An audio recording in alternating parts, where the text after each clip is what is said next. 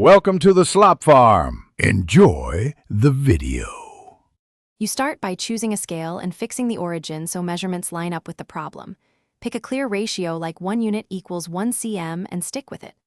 Once done, align the paper with your desk and mark the origin lightly, then label X and Y axes with units. Make sure to select a ruler, compass, and protractor now. Measure and draw faint guide, marks along grid intersections, so your first construction steps are accurate and repeatable. You now plot points using the grid.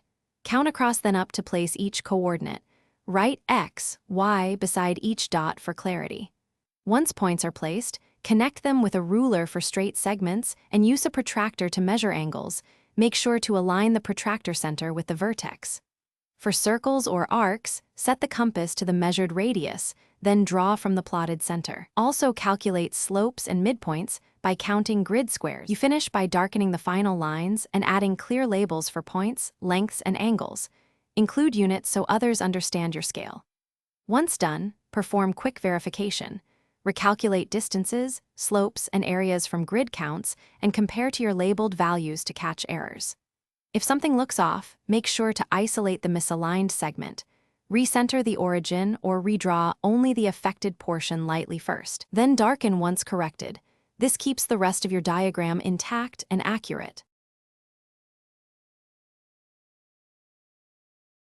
Thanks for watching. Consider subscribing if we helped you today.